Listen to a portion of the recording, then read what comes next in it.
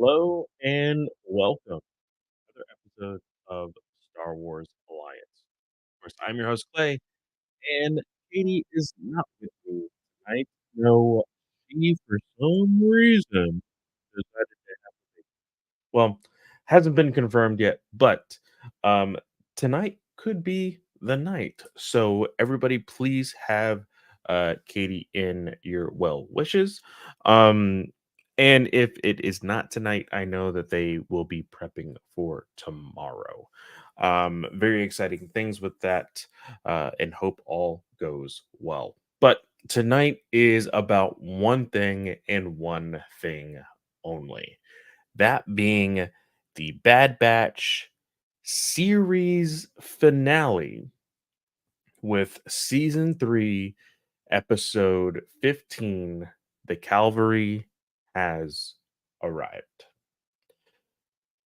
I'm going to be completely honest with you guys. I just rewatched it right before going live. Had to compose myself a little bit, got a little teary eyed, got a little emotional. Um, This has been a very wild ride, not only for me, not only for Katie, but I think for a majority of Star Wars fans. Because let's just face it, there is a lot of fans out there that, of any genre, of any show, of any movie, of anything that they love. There are some fans that just literally love anything that comes out of those franchises or whatever. No, like, I'm not gonna even speak ill will of that. If you love it, you love it. That's just how things are. The Bad Batch, if you go all the way back to when we were reviewing season 1, this was a rough show. We talked about it being like a cameo fest. We talked about how there's kind of a story here, but not really. We're kind of just, going from one place that we've been in another show, showing how it was or is now, uh, at this point of the timeline. Uh, and then all of a sudden, season 2 hit, and we're like, holy crap, there's actually a show here. This is legit. This is really good storytelling. How is this even possible? Um, a lot of roller coaster of emotions with this one. Um, Clone Force 99 will always hold a special place in my heart. Um, for every single character, had a particular moment in this series that made me love them. Um, and again, it happened here in the series finale. Um, but it's a I will say this. If you have been a fan of Star Wars Alliance, and you've heard me and Katie talk about the um whole thing when it comes to Star Wars, this idea of everything is kind of always doom and gloom. There's never really a happy ending. And people can be like, "Oh, well, what about Return of the Jedi? That was a happy ending." Um, it's only temporary because then you have things like The Force Awakens and everything else. Um, this I texted Katie right after I was finished watching it this morning. I got my happy ending. This this feels more like a happy ending than the end of season 3 of The Mandalorian. You watch the end of season 3 of The Mandalorian and you're just like, "What the hell? Like, why did they end it like a Saturday morning Looney Tunes cartoon?" Um, this there's so much weight to each one of these characters. You've seen what they've been through. You know their history. And there are two frames at in this finale that kind of just want you to sit down and ugly cry. Um, because you just think to yourself, they made it. And I know I'm jumping around, and I'm when I do solo shows, I realize that I'm literally just recapping beat for beat every single episode, and I don't really want to do that here. I want you to enjoy that episode on your own. I am going to talk about specific highlights, but there's also specific questions that I have for what's the future of Star Wars with this new information. Because again, this is a known universe in a franchise that likes to play in a certain piece of the timeline of this franchise. So we know what comes before it, and we technically know what comes after it. But this is brand new information. These are brand new characters that they introduced not so long ago. This is their story. And then there's just something at the end that makes you think, okay, well, if that's how it's going to end, what happens next, right? So this, of course, takes place in Tantus. This whole episode, for the majority of the time, because they are there to rescue Omega. Um, really like the callback to the Zillow Beast here in this episode. Big part of Omega's plan. Um, but then you look at okay, uh, these moments of like when everything goes down. And I will say this, um, it's not all doom and gloom and then butterflies. There's actually one comedic moment in this series finale that greatly appreciate. And it's kind of a joke. It's an ongoing, and I'm just now realizing this. This is an ongoing joke that landed so well at the series finale. Um, Omega releases the Zillow Beast. We then find out from Echo through his just thinking and how Omega was trained. He's like, oh, Omega must have done that because she is trying to divide and conquer, uh, creating a distraction to be able to, get out, whatever. Um, the rest of the Bad Batch sees this from the outside.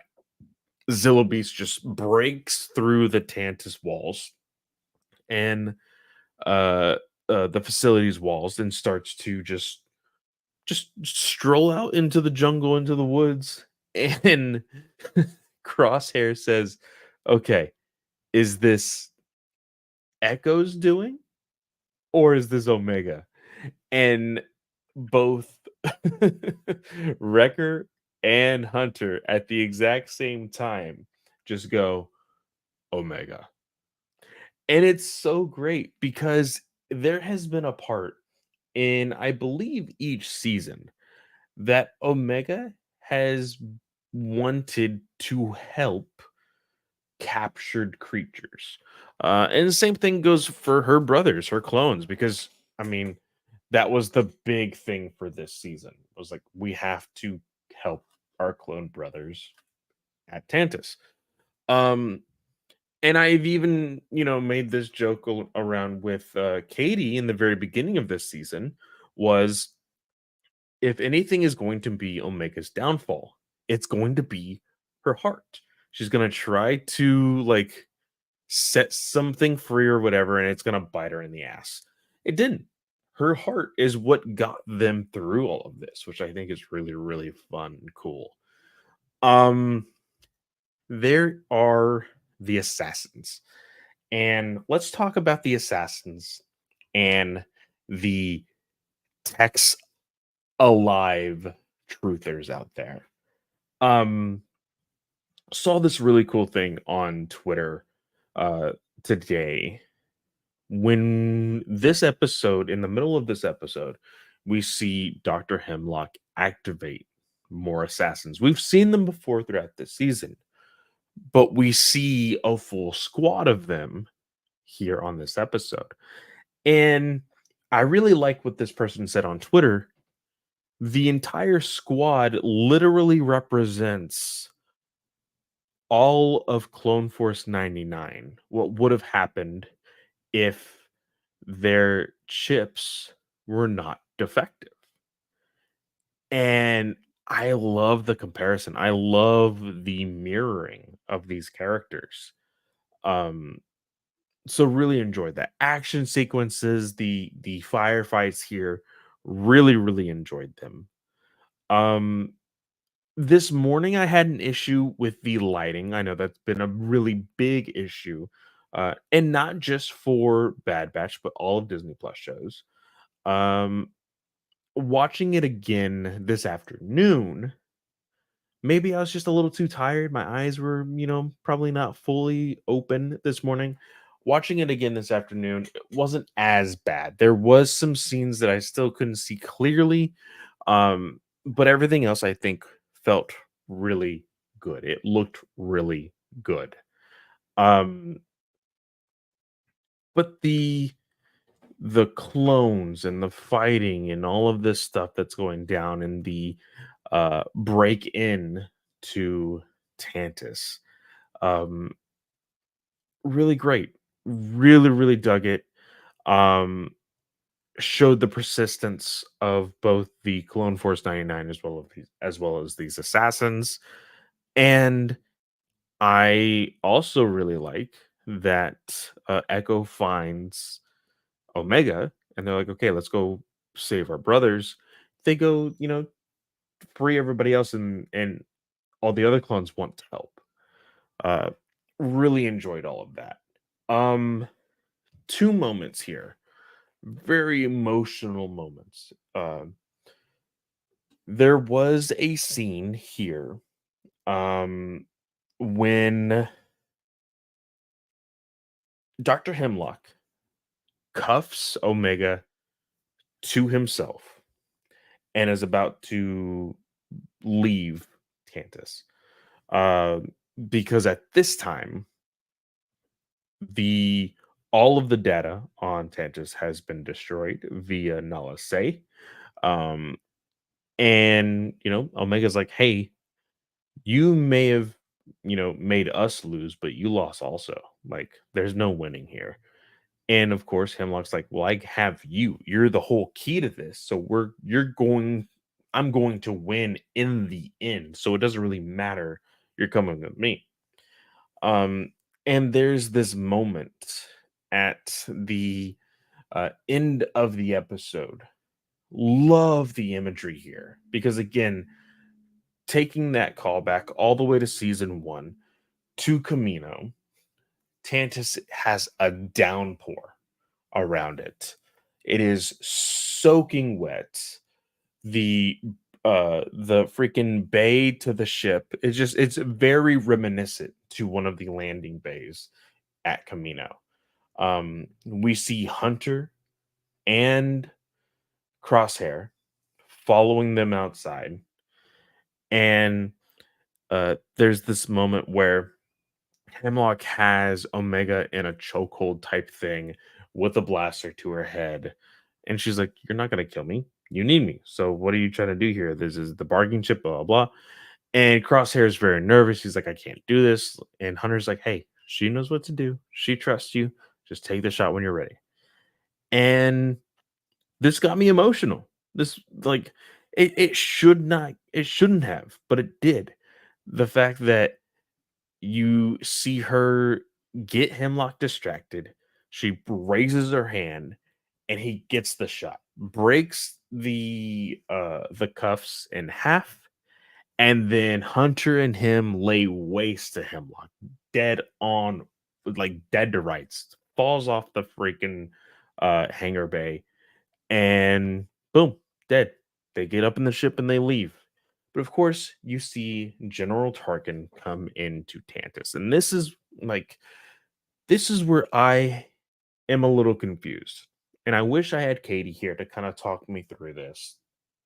But and again, this isn't Legends, so I can't assume that what we are going to get in the adaptation of shoot, what is the book? What is the book? Um, um, um, um. Oh my gosh, I lost it. Hey, Travis in the chat. What is up? I am Heir to the Empire. Yes, thank you so much. I was just about to type in and see if I could find it. Yes, Heir to the Empire. I This isn't Legends, so I can't assume that it's going to be a beat by beat comparison or adaptation to the Heir to the Empire. But with this ending to the series finale of the Bad Batch, we see Tarkin come in, ask if anything is salvageable. The answer is no. He's like, all right, this is a null and void project. It is dead on rights. Put all of the funding into Project Stardust. Wink, wink. And that's that. You know, for us fans, it's just like, okay, they are going to build Death Star. That is literally the only direction you can go in the Star Wars story.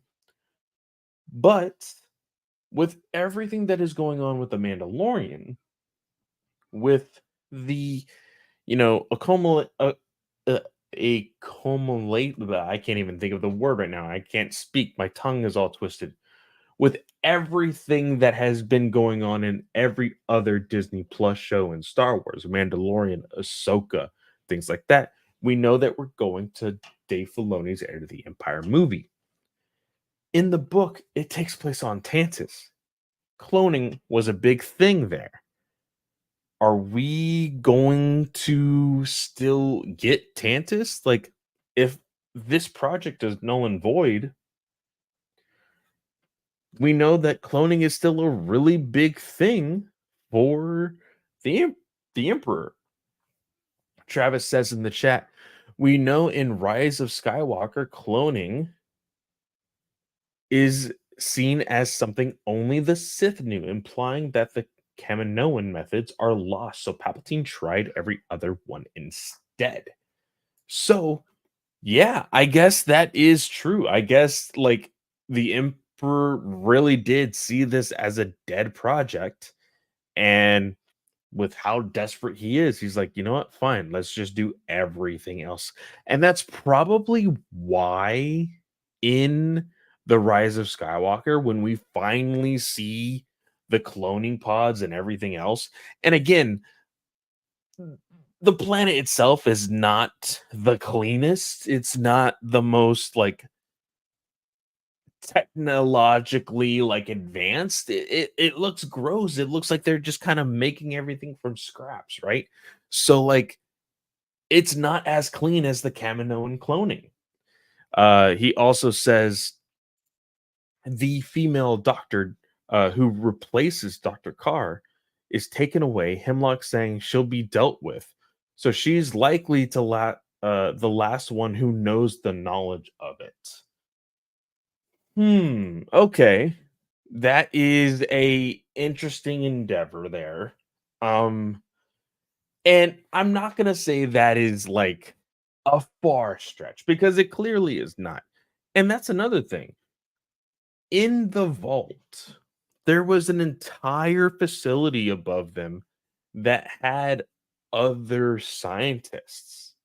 Like they were all like there every single day. So I would assume that majority of them lived this event because they weren't fighters. It's not like they were out there trying to defend Tantus. So I think that there may have been a string or two that the Emperor could pull to get some information on the cloning.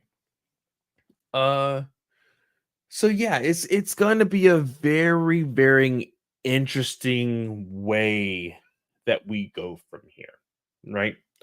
We see, like I said, the Bad Batch go back to Pabu, and I love this.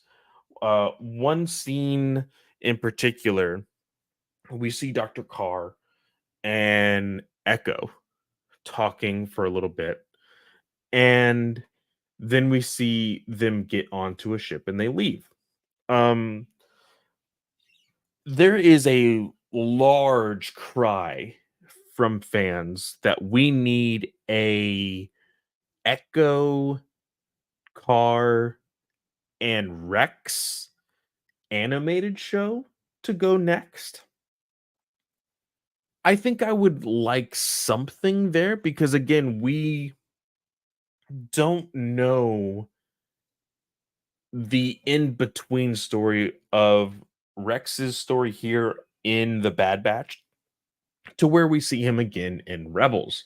So I think that might be fun to see how they get there. But again, I think me and Katie have also said it's not necessarily something that we need an entire like investment of a TV show with. It's okay if we get something like a mini series in comics or an audio adventure or um what else did we say that it could possibly be? Uh, just small little tidbits from here and there. We're getting the Tales of the Empire. Like if we were to get like the Tales of the Clones, I think that would be really cool because we've seen now there are clones that have survived. There's a good number of them. So it would be interesting to see how that all, moves forward. Travis here in the chat is also saying, I think Hemlock may have been part of the Shadow Council and was working beyond Tarkin's knowledge. Yes, that is true because I believe it was in this same season where Tarkin was trying to get access to information, and Hemlock was kind of, brown nosing it and was like, well, that's classified, blah, blah, blah, blah, blah. And me and Katie had also talked about this thing that is so stupid in the Empire that, like, everybody's trying to one up each other to be like the Emperor's best pal or whatever, which was ultimately their downfall. Like, they needed to work together and they would have had a more functional empire, and they just never did, and that's why they were so easily destroyed. So, I think, uh, him not having the knowledge of all of this is very clear, and he went straight into the construction of the Death Star, 100%. Um, Back on Pabu, another scene that I got emotional at is, when they see Echo and Rex off, you finally see Wrecker, Batcher, Omega, Hunter, and Crosshair just all sitting down next to a tree. And you see Omega lean her head over, she closes her eyes, and then you see Hunter like take this breath, and you see him close his eyes and kind of put his head back. And for like a moment in my mind, I'm thinking he like they can finally rest. Like it's at that moment Hunter was like, I can breathe. Like, you know, like that is so beautiful. It was so emotional, and I absolutely loved it. And it like did this whole like fade to gray type thing. It was beautiful. I love the scene overall. But that leaves us with the ending. The ending, I think, is what got me like super emotional. Um, Especially me being a father to a young young girl, a daughter of 1 years old. Um, we see the shadow first. I will say this. We see the shadow with moonlight of this woman going into the caves of Pabu, and we see what I can only assume, legit, can only assume is the like old bits of the Marauder, and they built a new ship. Um, but we see an adult or teenage, like young adult Omega. Long hair, little, top ponytail. Really love her design, love her jacket and everything else, her gloves. And we see an older hunter. Um, this was great. The conversation that they had. Um, Omega is speaking about the rebellion, how they need help, how she wants to fly. Hunter is not yet ready to let her go. Um, and he says, like, because she's like, I'm not a kid anymore. And he says, like, you're always going to be our kid. And I think that's the first acknowledgement. Like, yeah, we're family. They've always said that. She's always called them brothers. Like, this is like the first time we ever get, like, I guess, canon acknowledgement of, like, I'm your father. Like, that's who I am to you. Um, it was beautiful. It was awesome. And like I said, this older hunter, he's a little bit more fuller in the face. He has those gray specks in his beard, still wearing the bandana. And when he stands, you see him have a little hunch. He's an old man. He's rested. And that's what Omega says. She's like, "You guys have fought so much. You've earned this rest. Rest, please." This is my fight, she says. And he's like, "Okay, yeah. Like, I get it." But he also says, like, "Hey, if you need me, if you need us, let us know. We'll be right there." And Omega runs into the ship. We see her little stuffed animal, which is still adorable. She goes to the pilot's chair, and right on the dash is the broken glasses, broken goggles of Tech. That's it's so beautiful. Like, I genuinely love that through all of this time, she is still thinking about him. There's people going nuts about how her character design after she's older, she's grown to look like Tech a little bit more, which I think is great. Um, this was a beautiful episode. Beautiful, happy ending, great ending. Um, like I said, there's still questions I have. You know, Tantus, what's going on there? Like, yes, all the data was destroyed, but how did the Emperor get into, cloning after that? Like, I would like the answer, how he stumbled upon it, if you will. Heir to the Empire movie, like, what is it gonna touch? You know? Um, Omega, adult, young adult Omega. I texted Katie immediately after. Let me actually look at the actual excuse me, text. I said, "Omega in Andor season 2 question mark?" She's like, "Gilroy would never." And I was like, "Okay, okay, okay." But what about Jenkins Rogue Squadron? She wants to be a pilot. And I'm really interested in Rogue Squadron because recently, and I say recently, like still today, for the past like 2 weeks, I've been listening to iJedi, and there's a lot of firefights in there, a lot of space battles, and I'm like, oh man, this is great. Like, if Katie, I know she's just waiting for me to dive into those books, Alphabet Squadron and everything else. Like, I know she's just like frothing at the mouth to just be like, read. Um, but that would be awesome, right? To And I want to see Omega. Like, I want to see an adult Omega. Um, how they would do it, I'm gonna go ahead and say this. I think that I might get flack for saying it. I don't think that the voice actress will play Omega if there's ever a live action for her. Um, but I would genuinely love to see her in Andor. Even if it's a quick cameo, I'm not gonna say she's a huge character in there, but if you throw a cameo in there, like give her the jacket, give her the hairstyle, like all of us fans would go nuts. We would know immediately who she is.